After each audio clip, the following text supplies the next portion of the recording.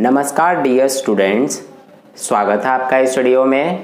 और इस वीडियो में हम करेंगे कक्षा 8 का प्रश्नावली 8.3 का प्रश्न नंबर 7। तो चलिए हम स्टार्ट करते हैं इस वीडियो को और करते हैं अपना प्रश्न नंबर 7 का हल। और डियर स्टूडेंट्स, इससे पहले मैंने प्रश्न 1 से 6 तक हल करा दिए हैं। तो देखिए प्रश्न नंबर 7 में हमसे क्या पूछा गया है कि मारिया ने किसी व्यापार में 8,000 रुपये का निवेश किया, उसे 5% वार्षिक दर से चक्रवृद्धि ब्याज का भुगतान किया जाएगा। यदि ब्याज वार्षिक रूप से संयोजित होता है तो इसमें हमें 2 भाग दिया गया है। पहले भाग में 2 वर्ष के अंत में उसके नाम से जमा की गई राशि ज्ञात कीजिए और दूसरे भाग में तीसरे वर्ष का ब्याज ज्ञात कीजिए। तो डियर स्टूडेंट्स, प्रश्न नंबर 7 काफ़ी इजी है हमारा। देखिए हम इसका सॉल्यूशन कैसे करेंगे। सबसे पहले हमसे पूछा गया है कि 2 वर्ष के अंत में उसके नाम से जमा की गई राशि ज्ञात कीजिए, यानी कि हमें इसमें 2 वर्ष की कुल राशि ज्ञात करनी है। ठीक है, तो हम कैसे ज्ञात करेंगे। देखिए सबसे पहले हमें जो इसमें मूलधन, दर और समय दिया गया है वो हम यहाँ पर लिख लेंगे। तो यहाँ पर हमें मूलधन को इंग्लिश में हम क्या कहते हैं, प्रिंसिपल, और इसको हम पी से दिखाते हैं। तो ये हमें कितना दिया गया है, 8,000 रुपये। ठीक है, और इसमें हमें दर कितना दिया गया है वो हम यहाँ लिख लेंगे, दर यानी कि रेट, ये हमें दिया गया है 5% वार्षिक। तो इसको अभी हमने यहाँ पर लिख लिया। इसके अलावा हमें इसमें समय दिया गया है और हमने यहाँ पर समय को भी लिखा, जो कि हम n से दिखाते हैं। तो ये हमें दिया गया है समय 2 वर्ष के लिए। ठीक है, अब देखिए हमें इसकी कुल राशि ज्ञात करनी है। तो हम कैसे ज्ञात करेंगे, क्या सूत्र होता है हमारा कुल राशि ज्ञात करने का। A = P ब्रैकेट में 1 + R/100 n, यही होता है। तो यहाँ से देखिए अब इसको हम सॉल्व कर लेंगे। ये हम इस सूत्र पर मान रख देंगे सबका। P हमारा कितना है, 8,000। तो यहाँ पर हम P की जगह पे 8,000 लिख लेंगे। ब्रैकेट में ये 1 + R कितना है हमारा 5, तो ये हो गया 5/100 और n का मान कितना है 2, तो ये हमने लिख लिया 2। अब यहाँ से इसको हम सॉल्व कर लेंगे। ये हमारा 8,000 हो गया, इसको हम यहीं पे सॉल्व कर देंगे। 5 × 5 और ये 20 × 100 हो गया। तो हमारे पास क्या बचा, 1 + 1/20। तो अब इसको हम सॉल्व करेंगे यहाँ से। तो 20 का 1 से गुणा होगा, 20 × 20 + 1 कितना हो जाएगा, ये हमारा 21/20। ठीक है, ये 21/20 कैसे आया है, इसको हमने यहाँ पर सॉल्व किया। ये 1 + 1/20 को हमने ये 20 का 1 से गुणा किया, 20 × 20 हो गया और इसमें 1 हमने प्लस कर दिया, तो ये 21 और बटे में 20 और इसकी घात कितनी है, 2।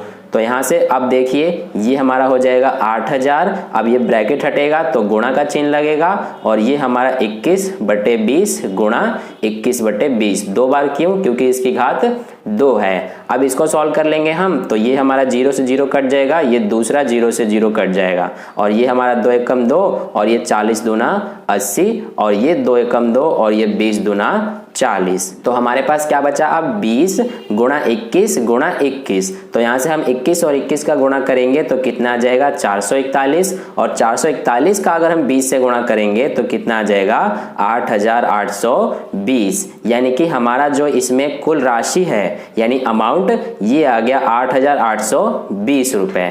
ठीक है, तो हम यहाँ पर क्या लिख देंगे, अब हमसे क्या पूछा गया था कि 2 वर्ष के अंत में उसके नाम से जमा की गई राशि कितनी है। तो यहाँ पर हम लिख देंगे कि अतः 2 वर्ष के अंत में उसके नाम से जमा की गई राशि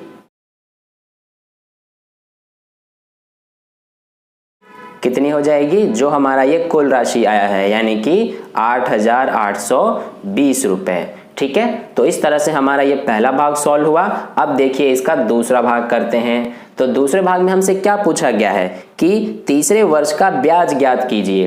तो डियर स्टूडेंट्स, प्रश्न को जरा ध्यान से पढ़िए। कहा गया है कि तीसरे वर्ष का ब्याज ज्ञात करिए। हमें इसमें 3 वर्ष का ब्याज नहीं ज्ञात करने को कहा गया है, सिर्फ तीसरे वर्ष का। तो हम तीसरे वर्ष का कैसे ब्याज ज्ञात करेंगे। देखिए जो हमारा इसमें 2 वर्ष की ये कुल राशि आई है, यानी कि ये 2 वर्ष का जो हमने यहाँ पर कुल राशि ज्ञात किया है, इसको यहाँ पर हम क्या करेंगे कि मूलधन मान लेंगे और फिर तीसरे वर्ष का हम यहाँ पर साधारण ब्याज ज्ञात कर लेंगे। तो हमें पता चल जाएगा कि तीसरे वर्ष का ब्याज कितना आया है। तो सबसे पहले यहाँ पर हम लिख लेंगे अब कि जो हमारा यहाँ पर 2 वर्ष का कुल राशि आया है यानी 8820, ये हमारा कैसे आया है, भाग 1 से। तो ये हम यहाँ पर लिख लेंगे कि भाग 1 से, यानी कि इस वाले भाग से जो हमारा 2 वर्ष की कुल राशि है वो यहाँ हम लिख लेंगे। तो ये हो जाएगा 2 वर्ष की कुल राशि। तो 2 वर्ष की कुल राशि कितनी है हमारी, 8820 रुपए। तो ये हमने यहाँ पर लिख लिया। अब देखिए तीसरे वर्ष का यहाँ पर हमें ब्याज ज्ञात करना है। तो तीसरे वर्ष का ब्याज हम कैसे ज्ञात करेंगे, साधारण ब्याज का सूत्र लगा के। तो यहाँ पर हम साधारण ब्याज का सूत्र क्या होता है, मूलधन यानी प्रिंसिपल गुणा दर यानी कि रेट गुणा समय यानी टाइम बटे में 100। तो ये हो गया। अब यहाँ पर देखिए हमारा मूलधन कितना है, ये है हमारा मूलधन यानी कि 8820 गुणा दर कितना है हमारा 5 है। तो ये हम यहाँ पर लिख लेंगे 5 गुणा समय कितना है, तीसरा वर्ष यानी कि सिर्फ 1 वर्ष है। तो ये हमारा हो गया 1 बटे में कितना है 100।